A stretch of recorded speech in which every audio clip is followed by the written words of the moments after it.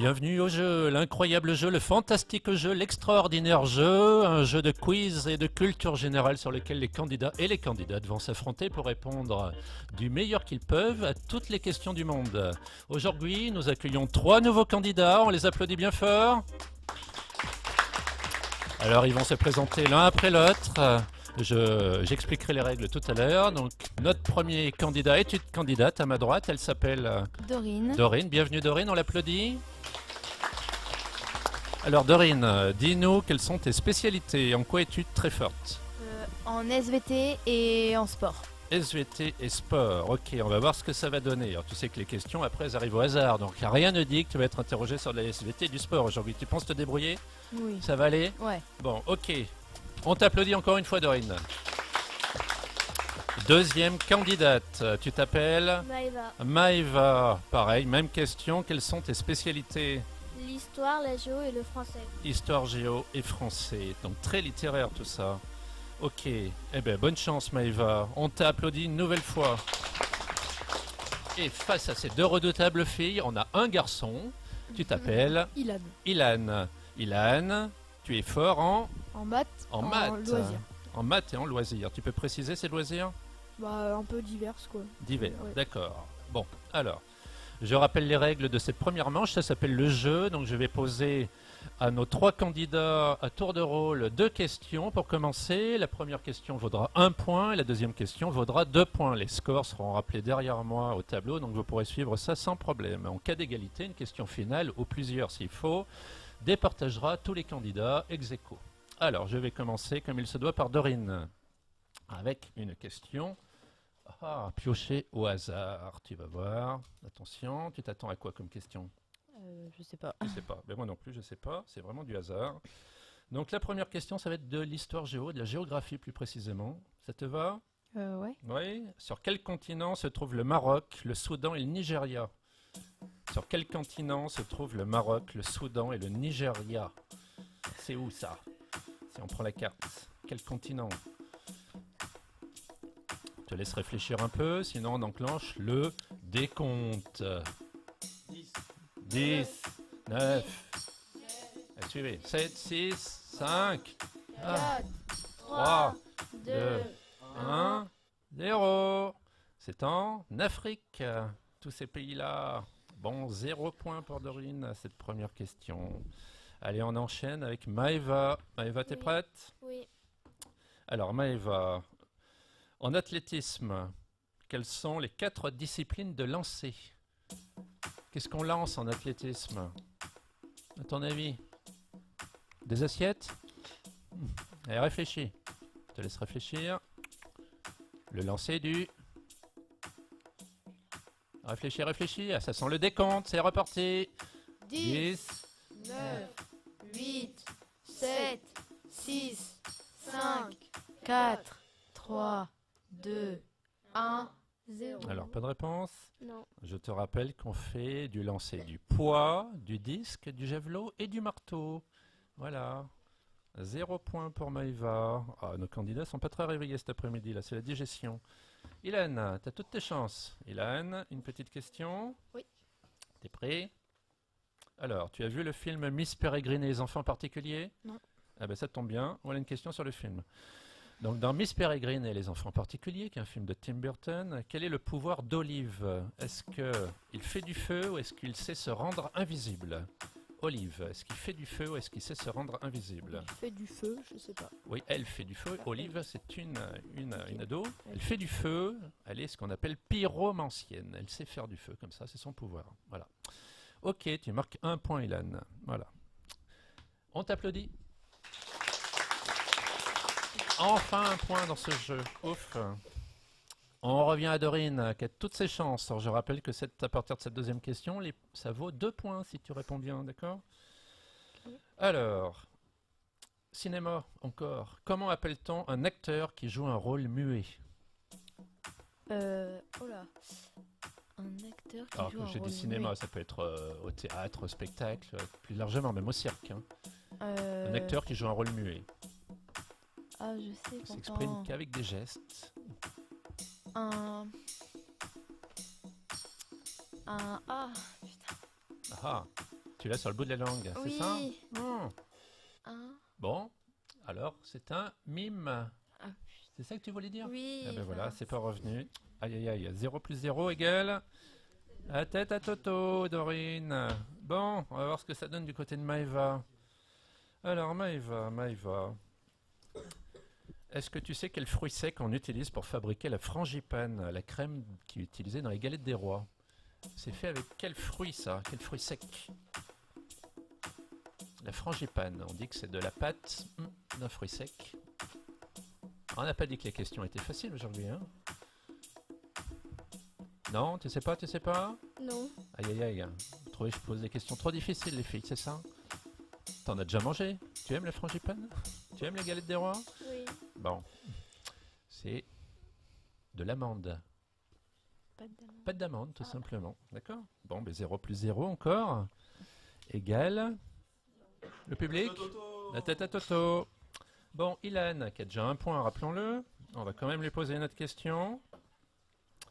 Alors, laquelle de ces créatures a le plus grand nombre de pattes? Le thon, l'insecte, le thon, le cheval ou l'hippocampe? Alors. L'hippocampe. Tu penses que c'est l'hippocampe qui a le plus grand nombre de pattes, toi? Bah non. C'est le thon qui a le plus grand nombre de pattes. C'est un insecte. Donc forcément, il a 6 pattes. Le cheval a 4 pattes.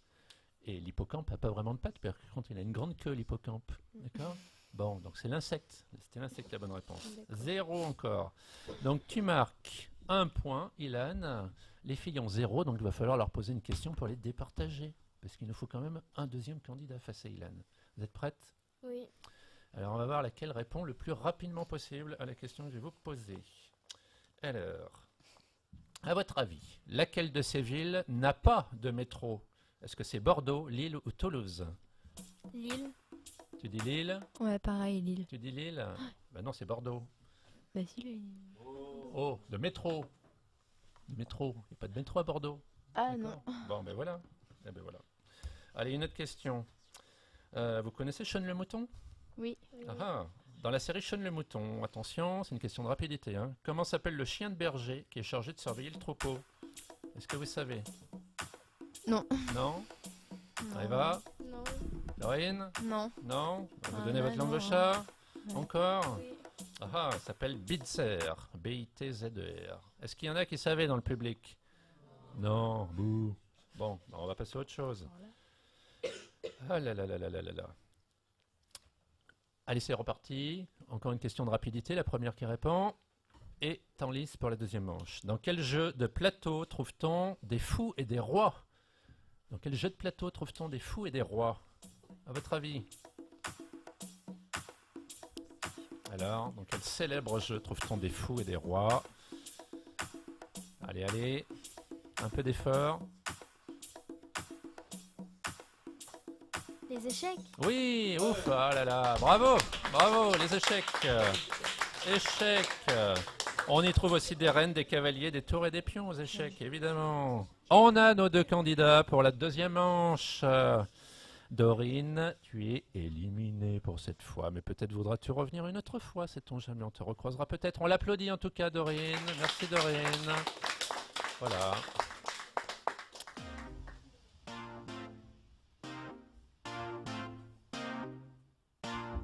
Alors, on va se retrouver pour la deuxième manche sur le grand thème pour ce jeu quiz culture générale organisé par la web radio du collège Norbert Castoré que vous pouvez retrouver sur tous les réseaux, Radio Norweb sur YouTube par exemple.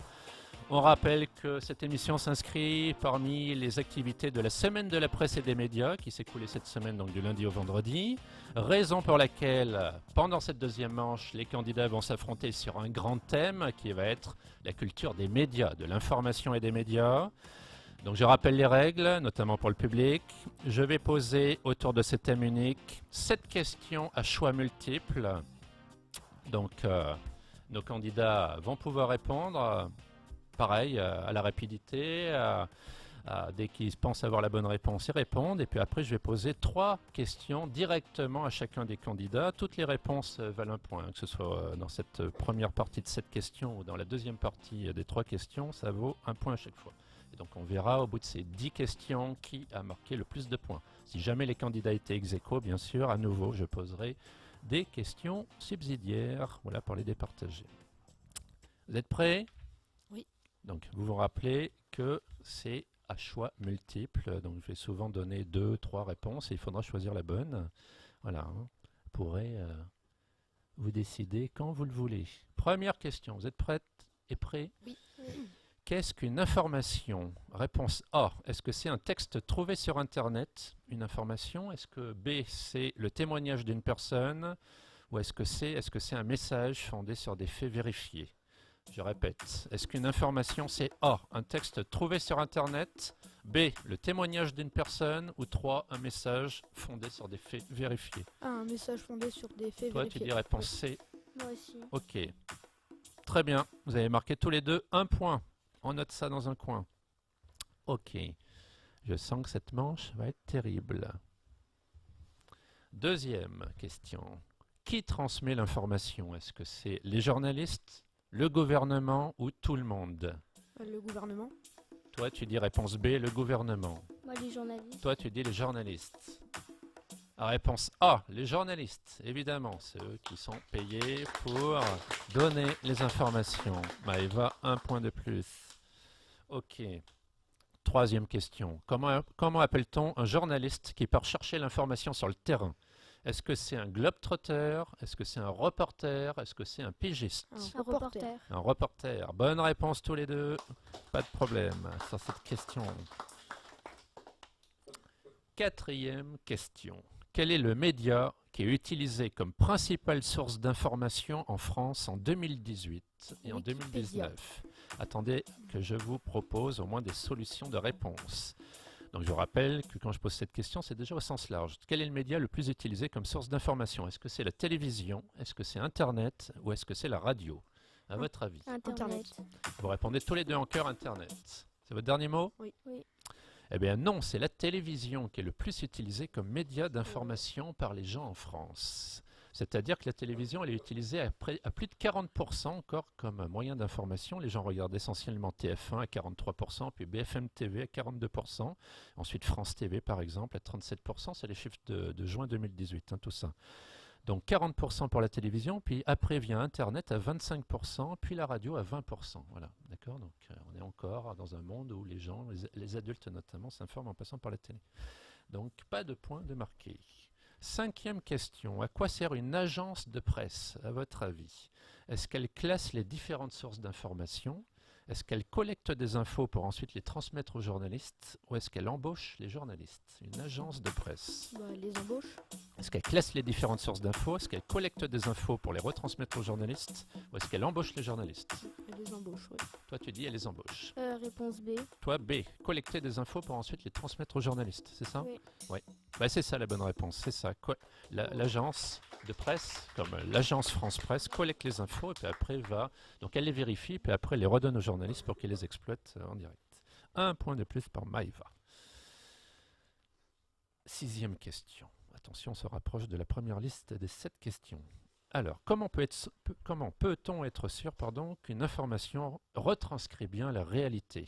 Est-ce que c'est en ayant une photographie qui illustre le fait relaté?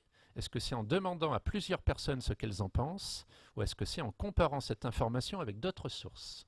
À votre avis? La C. Est-ce que c'est en ayant une photo, en demandant à plusieurs personnes ou en comparant cette info avec une autre? La C. Vous dites tous les deux la C? Oui, Oui. c'est ça. C'est la bonne réponse. Donc un point de plus, on peut vous applaudir encore une fois.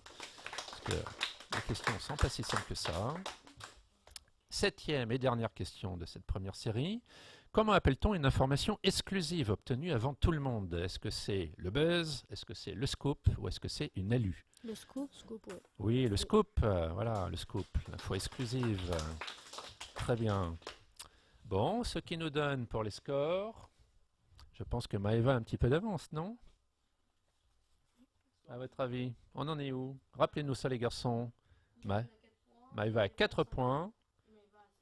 Non, Ilan a 4 points, oui, Maëva a 5 points, c'est ça. Donc, petite avance d'un point pour Maëva.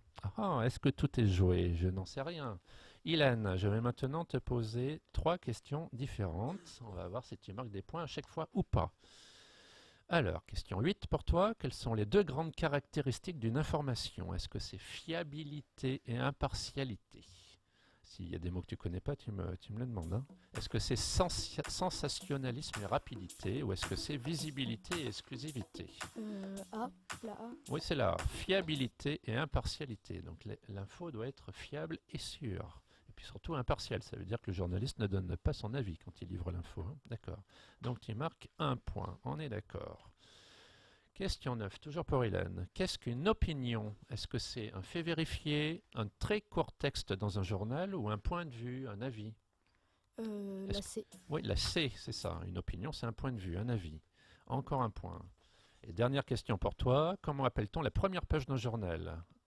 Est-ce que tu sais? Là, je ne donne aucun choix de réponse. La première page du journal. Pendant la semaine de la presse, il y a le concours de ces premières pages de journal qu'on appelle le concours de... C'est pas la une? Si, concours de une. Très bien. Carton plein pour Hélène. Bravo, vraiment, on l'applaudit. On l'applaudit très fort. La une, la première page du journal. Ce qui donne des expressions après comme faire les gros titres de la une, être la une. Voilà. Bon. Ok. Donc, 4 plus 3 points, c'est ça? Si je suis à peu près pour Hélène. 7 points en tout pour Hélène. Rappelons que Maëva partait déjà sur 5 points, donc il lui suffit de marquer 2 points sur les 3 questions pour égaliser le score d'Hélène. Alors, question 11 pour toi, Maëva. À ton avis, à quelle date a été créé le premier périodique, le premier journal français? Est-ce que c'était en 1515, en 1631 ou en 1789? Est-ce que c'était en 1515, en Réponse 1600... C. Tu penses que c'était en 1789? Oui. Non, c'était en 1631. Le premier hebdomadaire créé s'appelait La Gazette. Il a été créé avec l'appui à l'époque du cardinal de Richelieu par quelqu'un, un journaliste qui s'appelait Théophraste Renaudot. C'était un médecin qui était le médecin de Louis XIII d'ailleurs à l'époque. Voilà. Et ce journal a donc créé en 1631, il a duré jusqu'en 1915 où il a disparu. Et quand il a disparu en 1915, c'était donc le plus ancien des journaux publiés en France. Voilà. Allez, on ne se demande pas. Deuxième question pour toi. Quel est le nom de la chaîne européenne d'information généraliste? Est-ce que c'est Eurosat, EuroTV ou Euronews? Euronews. Oui, c'est ça. Euronews, on t'applaudit. Euronews. Ok. Dernière question pour toi. Il faut que tu marques encore un petit point. Quel organisme public publie chaque année un classement mondial de la liberté de la presse dans le monde? Est-ce que c'est Reporters sans frontières? Est-ce que c'est le syndicat national des journalistes? Ou est-ce que c'est l'UNESCO? Est-ce que c'est Reporters sans frontières, le syndicat national des journalistes ou l'UNESCO? Réponse A. Oui, très bien. Reporters sans frontières. Ouf. Ouf, ouf, ouf. Reporters sans frontières a été fondé en 1985 et œuvre au quotidien pour la liberté de la presse. L'UNESCO, c'est-à-dire l'Organisation des Nations Unies, a été créée en 1945 et elle décerne le prix mondial de la liberté de la presse par contre. Ok, donc je crois que nos candidats sont ex aequo, égalité. Suspense, suspense. Donc là, je vous pose encore des questions et le plus rapide à répondre bon gagne. Question 14, donc. Que désignait l'expression radio libre dans les années 70? Une radio libre, est-ce que c'est une radio non commerciale? Est-ce que c'est une radio communautaire? Est-ce que c'est une radio clandestine ou une radio résistante? Commercial. Toi, tu dis commercial. Et toi, tu dis... Enfin, libre, je voulais dire. Enfin, une radio libre. Une radio libre, qu'est-ce que c'est? Non. Est-ce que c'est non commercial, communautaire, clandestine ou Non résistante? commercial, voilà, la A. Donc, Hélène, tu dis non commercial. Maëva, une petite chance. La B. La B, communautaire? Non, c'est Hélène qui gagne. C'est une radio non commerciale, mais on pouvait aussi dire une radio clandestine. C'est radio libre. Voilà, qui ont pour but un peu à l'époque de s'éloigner du pouvoir et des radios directement contrôlées par les gens d'en haut, on va dire. Donc, Ilan, bravo, on t'applaudit très très fort. Tu es notre grand gagnant pour cette première manche, 6e, 5e. Le grand gagnant du fantastique jeu, l'incroyable jeu, l'extraordinaire jeu. Voilà, on retrouvera bientôt Ilan dans une deuxième manche tout à l'heure. Tu restes pas loin, Ilan. Ilan, tu gagnes quelque chose en plus. Tu vas gagner un petit lot de livres et de BD. Bravo, Ilan, on t'applaudit. Je vais te les donner tout de suite. Voilà, Ilan. Tu as gagné ça pour l'instant. Allez, hop. Bravo, Ilan. Merci.